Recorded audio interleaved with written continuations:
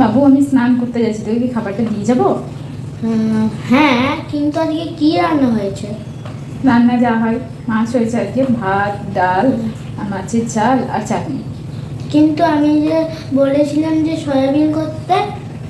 Soybean আজকে করিনি, soybean কালকে আনবো, দিয়ে তারপরে কালকেই না, আমার আজকেই চাই। আজকে ওটাই খেয়ে নে, কালকে আনিয়ে করে দেবো। বল মাছ আছে, আবার কি চাই? ঠিক আছে, তুমি স্নান করতে দাও, আমি নিজেই বানিয়ে নেবো। তোকে স্কুলে রান্না করা শিখিয়েছে নাকি? না, আমার বাবা শিখিয়েছে। আমার বাবা তোকে রান্না করাও শিখিয়ে দিয়েছে? হ্যাঁ, আমি তোমাকে ডাকলেও আসবে না। যখন আমার রান্না করা হয়ে যাবে, আমি যখন এখানে বেড়ে দেবো তখনই শুধু আসবে। আমার হেল্প লাগবে না তো তোর? না। যা রান্না করবা, আমি স্নানে চললাম। ঠিক আছে। হ্যাঁ, এবার সয়াবিনটা নিয়ে চলে গেছি। এবার আমি আমার মনে চটপটা করে রান্না করব। আমি দেখিয়ে দেবো এবার আমার রান্নার কত টেস্টি। কড়াই খুন্তি সব নিয়ে আসি। ইন্ডাকশনের ওপর কড়াইটা রাখি, তারপরে এই সুইচটা অন করে দিই, তারপরে এবার সয়াবিনের প্যাকেটটা কেটে ফেলবো। কিন্তু তারপরে কি করতে হয়? ও, মনে পড়েছে, সেদিন বাবা মাকে বলছিল না যে এইটা তো দারুণ রান্না হয়েছে। তখন তুমি বলছিলে বাবা যে তেল আর জল দিয়ে ফুটিয়ে দিয়েছ নাকি? কিন্তু বাবা তো তখন তরকারিটা একটু রেখেছিল।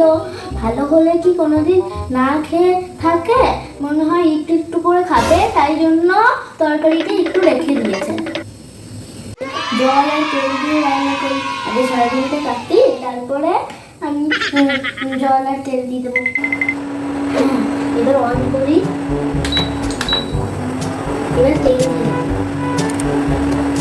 এবার জলটা দিয়ে দিই।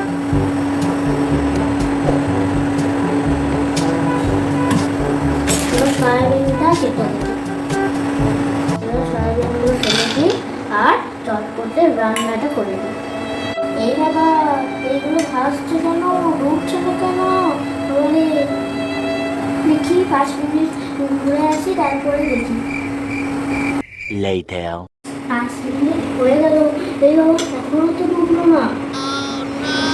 এই বাবা, এবার মা বলেছিল না তারা জলে ভাসে, এর ভিতরে ভূত ঢুকে যায়নি তো?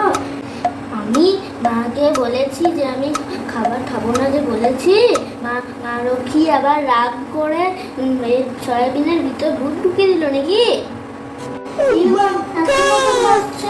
কিন্তু যখন মা রান্না করে তখন কত ফুলকো ফুলকো হয়। ওরে বাবা,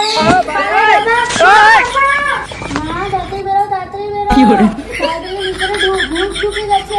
যারা তাই বাবা, তুই তাড়াতাড়ি বেরো বাবা।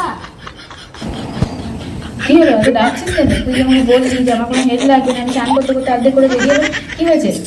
দেখো গো, সয়াবিনগুলো ভাসছে, ডুবছেই না। তুমি আমাকে যে রান্না করেছিলে সেটাই দিয়ে দাও বাবা। মা লক্ষ্মী রাগ করে সয়াবিনের ভিতরে ভূত ঢুকিয়ে দিয়েছে।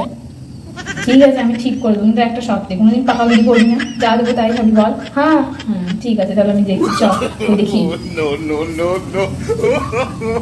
তুমি যাও বাবা, যা রান্নায় ভূত ঢুকেছে আমি আর কোনোদিন পাকাগুলি করবো না।